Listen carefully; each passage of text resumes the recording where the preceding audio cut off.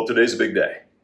You know what today is, right? I do. A day I think that we should go back to laughing. A lot of people have been It's fearing, not a lot of fun. people have been excited about. Yes. It's Who's election excited? day. What? Who's excited Whoever thinks they're about going to this? win today is excited about this day. Okay. You know, people who are like, we think change is coming and we're ready for a change. They're excited. Well, either way, change is going to come. But others are thinking, well, we're going to kind of stay on somewhat of the same trajectory that we've been on, and we think it's a good trajectory, and that's going to be exciting. Well, it doesn't matter one way or the other. Half our country is going to be upset. Half the country is probably going to be excited. Half the country is going to be in fear and feel like they got triggered. And joining us to talk a little bit about fear and triggering and reconciliation, which we'll get to in just a little bit, is Phil Herndon. If you're a listener to the old radio show, you know Phil. He's been with us a bunch of times on the air talking about that. He's with Tin Man Ministries. And can I say this? Not only a good friend, but your counselor. You may say and so that. I thank you for all the work that you have done over the past number of years to help me. Wait. Time out. To help me. It takes two. Somebody else had to do some work over here. He just guided and has helped me. And you're welcome, Steve. All right. It's true, though, because you talk about triggers and fear, and these are all things that I knew the words for, had no idea how to navigate those things. No idea until Phil and I started kind of picking apart the story and figuring out why I do certain things, I do certain behaviors, certain thought patterns.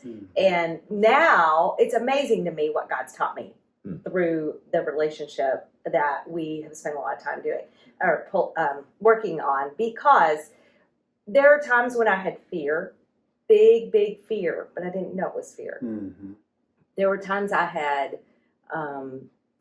disassociation, and I didn't know I was doing that. I had no idea that what I would say is compartmentalization and just putting things away until later was really separating reality from, from the past and different circumstances that I've walked through. And I can now understand Scripture better, believe it or not, because Really? yes. What do you mean? How so? Because I've learned that when the Lord says, cast all your fear on me, cast all your anxiety on me, I would be like, yes, I'm trying to cast. But because of things that you've taught me, then I realize how to recognize what is causing the anxiety most of the time. Sometimes I have to work at it a little bit. And then I can say, oh, Lord, this is what I'm bringing to you. It's not just kind of a one-dimensional thing. There's usually several things. Yeah. So today, with the election and fears and triggers, there's a lot of emotional stress happening today. Yeah. As we mentioned a moment ago, half the country is probably excited about what they think is going to happen, and half are fearful for what they think are going to happen. And so we have a lot of individuals having almost like collective fear in a way. And for the people who are saying, I'm scared about what I'm going to see on my screens later today. I'm scared about the headlines that I am going to see tomorrow. Doesn't matter who wins, but I'm scared. Half of us are going to be scared about that. What would you say to them on this election day? Yeah. Well, the first thing, it really is scary, because people who vote, and some who don't, of course, but we love our country, and I want good for it, and I want us to go the direction I think is biblically sound, and all those other things. And what if that doesn't happen? And so much fear happens with asking that question and not knowing the answer yet. The results aren't in, so what if this happens? And so that is a really collective fear. With fear, though, we tend to act out. And I think that adds to the fear. We are worried, like you said, Steve, about what's going to happen later today, depending on the results of the election. How are people going to respond? Even my kids Are are kind they of talking afraid? about that because they're like, is there going to be looting? Is there going to be violence? Are there going to be protests? Is that going to happen near me? Is that going to happen in our neighborhood? Is that going to affect my life in some way? So my kids, they're 8 and 11. and are asking those questions because they understand that the political landscape is so charged. Yeah. And they understand it doesn't matter which way this goes today. A lot of people are going to be really upset. Mm-hmm. And so we've been talking about this a little bit at their level. Wow. And that's an interesting conversation. But I'm thinking for a lot of us adults, even, we're still dealing with these things. And unlike my kids, we may not be willing to verbalize those questions out loud. That's right. Yeah. And unless you change to become like one of these, start speaking Right. plainly, there's precedent for that. How children will give, until they know otherwise, children will give pure expression of the internal world. The Hiller kids are doing it beautifully. Oh, good. It's scary, Dad. What do we do? Way to go, Dad.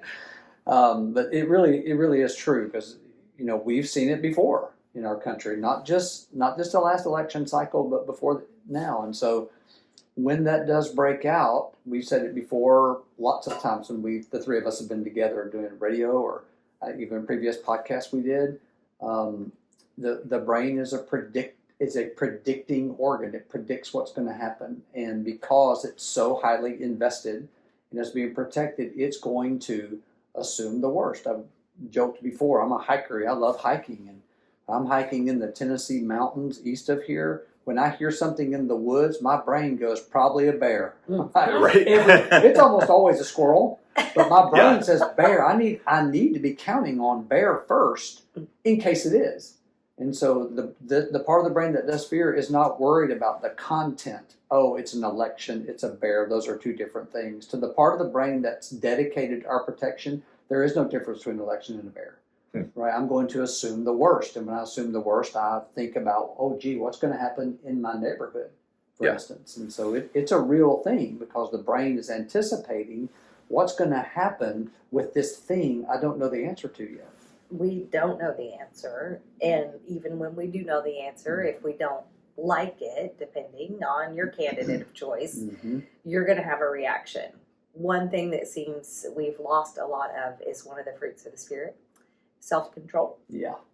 What's happening? Yep. What is going on? And self-control is, I think, one of the fears of today. Will we all react in a way that still honors the other human beings? Yes.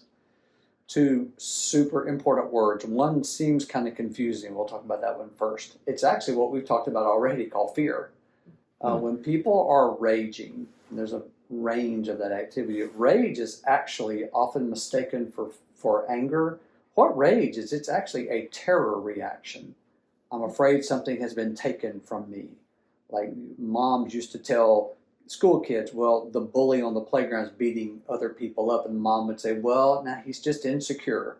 And she's right about that one. This is probably a kid who's deathly afraid of being picked on or humiliated or embarrassed in some way, and he or she is going to make sure that doesn't happen. And these scenes where these big, physically bigger people beat up these physically smaller people, you think, man, how insecure is that guy or that woman? It's the same premise. Like, I'm so afraid of being exposed, so afraid of being victimized, I'm going to victimize you first. And that's what so often we see when these things building. It's like, it didn't go my way. Yes, I am mad about it, but my acting out about that is out of terror. It's out of rage. So if we see the looting and the protesting and the riots and that, what's driving a lot of that is people scared, fearful, terror that they're not going to get the future that they expected to get, wanted to get. Yes, and the looting part, for instance, is yes, financial things have to do with that for sure. At the root of that, emotionally speaking, the root of that is, okay, I'm afraid I'm not going to get what I need, so I'm just going to go take it. And there's all kinds of morality and sin, everything else around all that, and socioeconomic factors.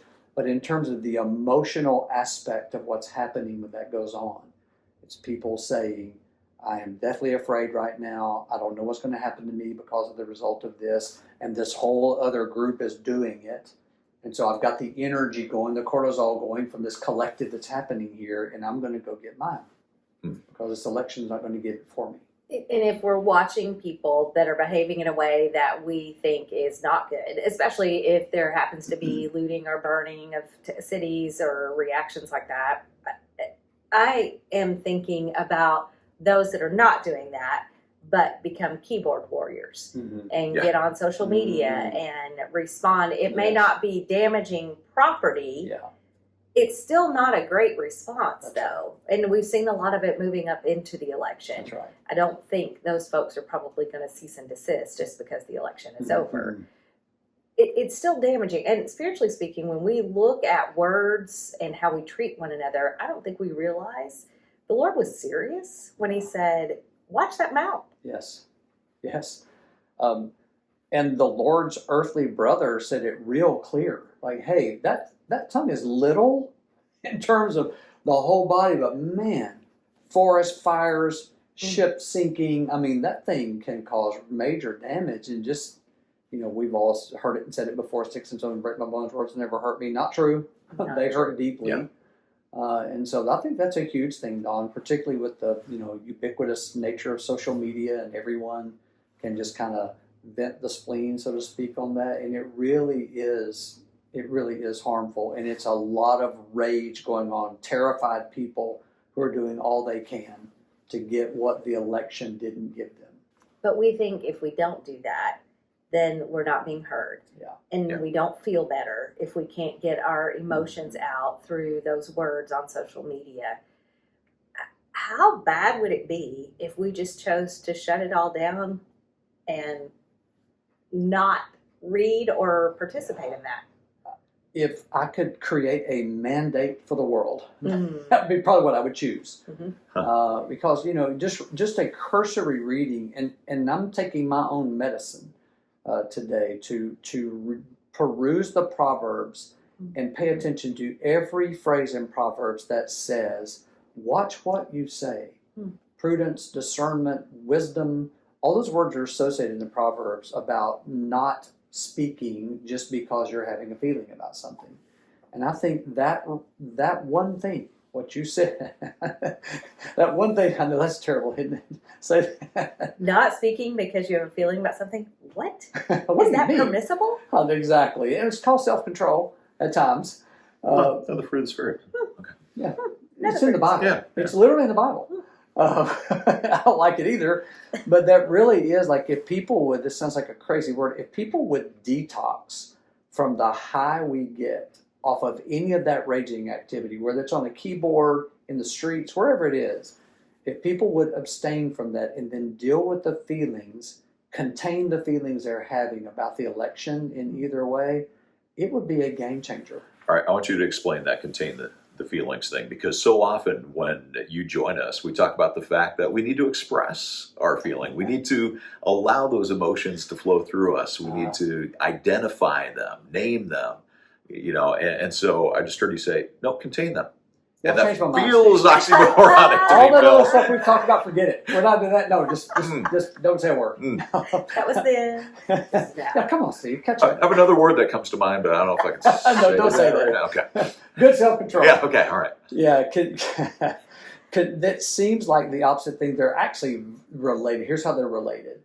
Often when we've been talking about, feel your feelings, tell the truth, that's an act of vulnerability. Like when I'm angry about something, I'm hurt about something, I'm sad about something, to tell someone that out loud is really vulnerable. What we're talking about with a lack of self-control, to connect that with the fruit of the Spirit, we're talking about reactivity. And so the Proverbs would never say, hey, don't feel this, and by all means, if you feel something, please don't say it. It's not saying that. It's saying when you have feelings, if you're reacting with wrath, with malice, with cruelty, with meanness, with disrespect, don't say that. And what that means, to not say that, means I'm going to contain these feelings I'm having about what you said. It works in marriage, it works in friendships. If I will respond with feelings, respond with what's going on in me about something, that's one thing. That provides reconciliation, it provides relationship to continue. But if I'm reacting in a way that makes sure I'm in power over you, that's a completely different thing. Containment says I'm not going to react and harm you. Feelings and telling the truth says I'm going to respond to this and I'm going to be the vulnerable one, not you. When I'm reactive, you're the victim. right? I'm going to victimize you to get my rightful place of power, but feeling these feelings and telling the truth puts me in harm's way potentially. Because I don't know what you're going to do with my hurt, with my sadness, with my anger about something. You may harm me even worse. So when I bring that out to you feelings-wise, I'm the vulnerable one. What we're talking about, lack of self-control, that puts me in charge to do whatever I can to keep you at bay. Reactionary is something that I think we're pretty good at because we've practiced it a lot. We've thought about what we want to say to so-and-so. We've thought about if this situation ever happens to me, I'm going to, and we've rehearsed it out loud to where we're really good at it. Some of the things I've learned over the past 3 years, the Lord really can work even without my mouth running all the time. What? I know this is going to shock you. Yeah. Okay, hush. I know it's going to shock you too. But I mean, seriously, there have been times, not probably often enough, but there have been times where he said, shh, keep it closed and watch what I do. Yes. And you think, no, Lord, you can't do this unless I'm actively part of this situation. And yet, even with something that's a national election, something that's international, that, you know, we've been praying for Israel and the things that are going on in a lot of other countries, God can still work, and he does not necessarily need us to run our mouths. How, though, Phil, can we realize that truth and start to learn the self-control that we can be still, we can be quiet, and it's not just on you. Yes. Be still and know that he is God, Phil. Be quiet and trust him, Phil. You know what I'm saying? Yes, like, I do. we become authors on, or not authors, we become, what's the word? Experts. There's the word. Experts. We become experts on everybody else's life, Yeah. but we really don't look in the mirror very often. Yeah, exactly right. There are two very poignant places in Scripture. This is descriptive. It's not a prescription, so the theologians understand what we're talking about here. Isn't it remarkable that when Jesus could have done so much when he was on trial, he didn't say a word? Yeah. And Jesus stood silent. Now, again, that's not prescriptive of every situation, but we need to make sure we're lingering on that passage like we are others. Like, I wonder what that was about, you know, the Savior of the world. And there's a book, I read it way back. I was in grad school in 1990, I think, when I read this book. Philip Yancey wrote a book called The Jesus I Never Knew. Fascinating book. And he said, the book is written mostly like from the perspective of a journalist. Like, how would a journalist cover if he were on Jesus's beat? He were just following Jesus for this network. He said, I think the most remarkable thing that would stand out to me about Jesus on earth was his restraint.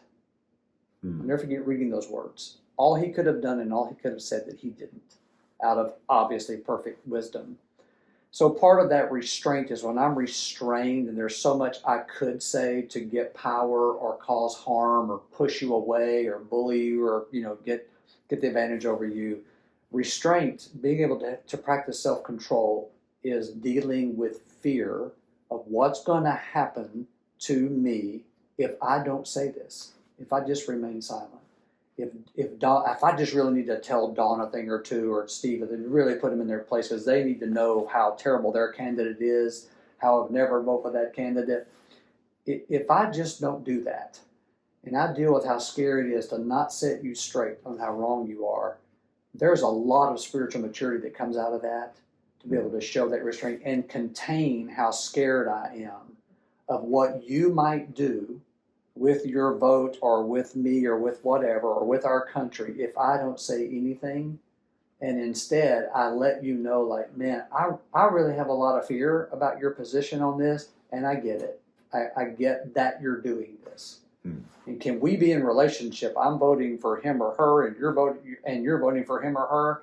And can we be friends in the midst of all of that, recognizing the way I voted really scares you and the way you voted really scares me?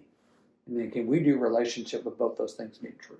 I wonder how much of that is actually we don't truly understand the sovereignty of God. Amen. And we Yes. almost maybe fear the fact that if I don't speak up, if I don't do my thing, then the sovereignty of God is nullified in some way, or what, like he's not going to do what I think he needs to do or ought to do. Right back to the Garden of Eden. Yeah. If I don't stand up and speak, then God's going to hold out, or God's not going to do best, and He's not looking out for things. And that several, not just one, but those passages that say in one word, one way or the other, God deposes kings and Right. God exalts Daniel kings. too. You I know, pull it out every election yes, season. Yeah. he does this, but it is so scary to trust that. Like, man, if I don't get this said, I don't know if God can be counted on. My theology says, of course He can. My practical theology often says, just in case. I've got to set this straight. Just in case. And you wonder then, another thing that I've been learning is that sometimes I realize I don't trust the Lord. Mm-hmm. And you know how hard that is to recognize it, because you have this sadness, Yeah. this fear, you have a disappointment in yourself Mm-hmm. because you recognize Mhm. that you're not trusting the Lord, not overall, yes, but in this department, maybe it's with the election, you're not trusting the Lord because it's too scary to believe in His sovereignty.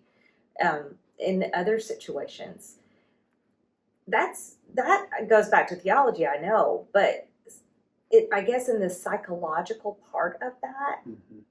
how do you start to recognize, okay, Lord, I'm not trusting you here, and I don't even know what to do with the fact that I don't trust you here.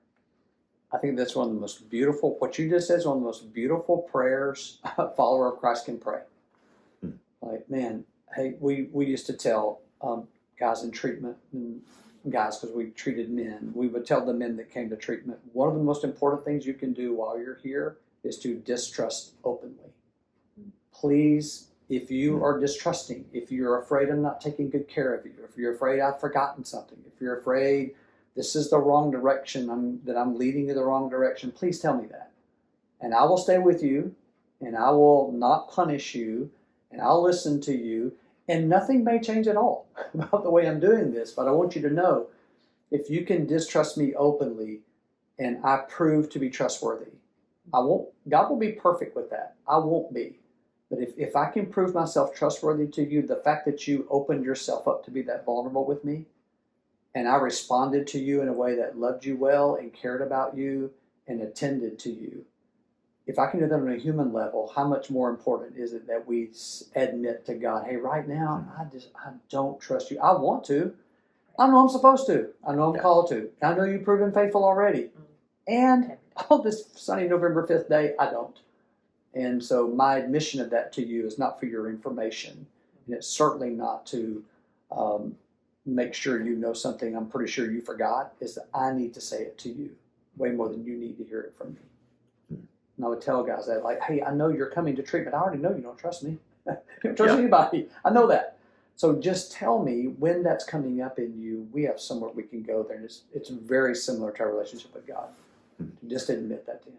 Yeah. Well, and admitting that to Him, I would think would, in a sense, take a lot of the power out of the fear. By being able to name that, say that, admit that. Yes. Probably even repent of that. If we get to that point, that the fear could be dissipated if we did that. Now, we look at today and we look at the fact that there are probably a lot of people who are dealing with a lot of fear today. And a lot of people tomorrow are going to be dealing with a lot of fear, anger, worry, knowing that, in a sense, the die has been cast, and that is the direction we're going. Some are going to be happy, some are not going to be happy, but we're going to have to learn to live together. Yes. And so, while we talk about what's going on today, I also want to spend just a minute talking about how we react tomorrow. How on November 6th, because depending on when you're watching this or listening to it, it may be even a little bit beyond that. How do you think we can move forward in the most healthy manner, whether we won or lost on the 5th? Man, I think that is a more important question than how you're going to vote. Because how you're going to vote is how you're going to vote. Right. What are we going to do with the outcome here? And that's where, along with containment, I think it's so important that we remember this other word called discernment.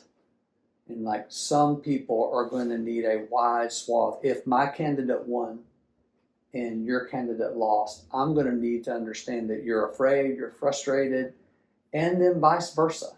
Like if we can stay steady with one another in the territory of tell me where you are, not where my candidate that won is or your candidate that lost or won is, but where are you in all of this? And I think a key question for us to ask each other, I think it was Tip O'Neill that said all politics are local.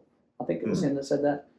All relationships are local, right? So if I can start in the people that I care about, particularly those who voted differently than I did, if I can start there and say, let's talk it out. I don't want to talk about my candidate or your candidate. I want to talk about me and you. What you're afraid of, what you're angry at, what you're glad about. Like, can I sit with you if your candidate won and my candidate lost? Can I sit with you in your joy and your gladness? But then can you sit with me in my lament and my fear? Can we sit with each other in that? On a local level, we often think about things in universal or collective terms. Yeah. Like, man, we're in the dead geographic center of Tennessee. I'm going to have a hard time dealing with the folks in Idaho, or wherever, the folks in the next town. But I can with my friends, with people in my church, with people in my neighborhood, with people that I run across. I can seek reconciliation on a very local, personal level, and often we forget that. When we're seeking reconciliation, I'm just thinking, okay, if I'm sitting with a friend who voted differently than me, and the friend's response is, oh, I'm so glad that this person won, yet they knew really nothing about the candidate. Mm-hmm. They're just glad that they're a candidate because it was more a popularity contest, maybe. Yeah. Go back to high school and think about those situations. What do we do with that? Because that's probably going to bring about some anger. I know if I'm talking to you and you didn't know anything about a candidate and you voted for that person, I'm going to be like, but why did you do that then? But I think probably all of us have just enough knowledge about a lot of politics to be a little bit dangerous. Mm-hmm. But again, that mirror thing, we just don't often stop to consider our own thinking, processing, decision-making steps. And now I'm looking at you and I'm frustrated because not only did your candidate win and mine lost, but you voted because you just thought that was a good idea. Yeah. How is it, again, I know this is both a spiritual question and a practical question. How do we do that without going, I can't anymore with you? Like, we don't want to give up on the person. That's right. But we're tempted. That's right. I think there's a step, this goes across a lot of lines, not just political conversations, but marriage and partnerships and business partnerships, all the other territories, is like, let's talk about how we're going to talk about this. So whatever concerns you have about me, like I was just off kilter and he or she is terrible and all that, okay. And then can you hear my fear about how you voted, not the candidate you voted for, but how you came to the decision. Now, if we can do that, like if we can just keep stepping back, and I had a professor, she's probably my most impactful professor in grad school, at least, Dr. Elder. She used to say, don't ever forget to go back and review the fundamentals in any work you're doing. It doesn't matter if it's trauma or marriage or anxiety or depression or addiction. Start as far back as you can to build a foundation relationally. You're working with someone, like you'll get good at it or used to it and forget the basics. And sometimes we do that. We're having these really inflammatory conversations. Like, can we take a step back before we talk about this one and that one? Let's talk about how we're going to talk about this. Do we both have room? And it may be the answer, maybe no, not yet. Let's talk about whatever else. Okay. But if there is, then let's talk about how we're going to do this. You have concerns about the candidate I voted for, and it turns out you knew more about what you thought about my candidate than the one you voted for. That's really frustrating and scary. And like, if we can back up and take those initial steps to say, let's talk about me and you first, and then let's stick to talking about me and you. If we can do that, that local aspect, that really helps that, because we start thinking expansively. Oh no, the West Coast or the East Coast or Middle America, whoever's voting for whom, these factions, and that's where we start speaking collectively and we leave the personal relationship we're having. That's when we start having this broad brush accusations, and it gets reactive, and then it kind of goes downhill. So I want to touch on that. Let's talk about the me and you aspect of this relationship here, because if part of that conversation is happening because we have two very different sets of worldview or ideologies. Mm-hmm. You know, you voted for who you voted for. I voted for who I voted for because of our worldview, because of our ideology. Mm-hmm. And if I disagree with your ideology, I think you have a very flawed worldview. Yeah. And we're going to have this sort of conversation. How can we have that in a healthy way? Because so often our worldview and our ideology has to do with identity. Yes. And so for me, you and me to have this conversation, it could feel like an attack of identity. Mm-hmm. And so how do you envision that going well? That gets back to, thanks for the simple question. You I got a hard one? think we can just let him talk. Yeah. That's what Yeah. we get busy. Yeah, I'll take it from here, y'all. No, there's a simple answer, and it sounds smarmy, but like, you just described the early church. Like, they were thrown into the mix together. You talk about different worldviews. Roman pagans, Greek influenced pagans, former Jews, all in this same bowl. And so Paul writes a lot like, hey, wait a minute. No. And so I don't say that to be, ha-ha, but like, that really is what the early church was. The early church was a group of people with different worldviews. Yeah. But they had one unifying thing. That's right. Which was Jesus. And that's where these conversations have to begin, if that's true. Yeah. So if my worldview is a Christian worldview, and I know that's a really big term, and someone else's is not, and they're voting according to that worldview, part of that is you don't know Christ, and that He's not the center of your worldview, and that's something I'm going to have to like literally deal with. And I may need this. That's an opportunity, again, as campy as it sounds, that's an opportunity to share the gospel. Like, this is where I'm coming from, and this is why I'm coming from there. We got real opposite views. So that conversation has got to, at some point, land there or start there. Like, okay, the initial thing we operate from is already way far apart. Yeah. You bring up the early church. It makes me think, oftentimes I romanticize the early church, Mm-hmm. thinking that because Jesus was the common denominator and He's the one that redeemed them all, they just all got along. Yeah. But Paul was always, I think it's a couple different times he called out and said, hey, remember to help those two get along. Remember Yes. that, he even had an issue, was it John Mark? Yep. That he had to restore, he had to forgive. Mm-hmm. Well, he and Barnabas split up over him. Right. Yeah. So there was tension. Yeah. And yet going back to individually getting in the Word and living out the Word, Yes. it changes the way we treat one another. You can't, I just think so many times we want what we think is right Mm-hmm. for our country, Mm-hmm. and we don't go back to Mm-hmm. what is right when living it out for Jesus. Yes. Because if we did, then our words in these next coming days and weeks are going to be different. Yes.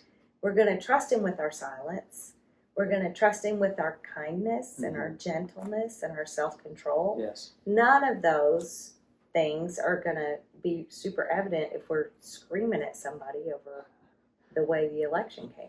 And that's where that, starting with that worldview conversation, if I'm with someone who says, well, I don't think God deposes kings, matter of fact, I don't think there's even a God, or something that's really totally different, then it's like, well, this is simple, not easy. This is simple to understand how far apart we're going to be. Yeah. And if it's a fellow believer, like, okay, let's make sure we're united around Jesus, around the gospel. And you can think my vote is crazy, and I can think that about yours. Are we rooted here? If we're rooted here, I'll deal with my feelings about your terrible vote, and yours about my terrible vote. And let's rally around Him. Let's rally around this. Let's rally around showing to the world what it looks like to really live by the Proverbs and to live by those pastoral epistles that say, hey, bear with one another, have humility with one another, care for one another, confront one another. If there's a person who claims to follow Christ and they start talking an ideology that's anything but that, sure, if that's a relationship that can, I would hope, that can withstand that, that needs to be a confrontation, for instance. And so there are all these moving parts. That's one of the reasons to step back and say, how are we going to talk about this? And what is the rallying point of the conversation? If the rallying point is how the election turned out and I follow Christ and this way and you don't, then okay, then we can certainly understand how the other would vote that way. But if we are, let's make sure that stays at the center of this conversation. Hard to do, but a really simple premise. How are we going to do this? Yeah, it's a good challenge for us as we take a look at what is happening November 5th and 6th and beyond.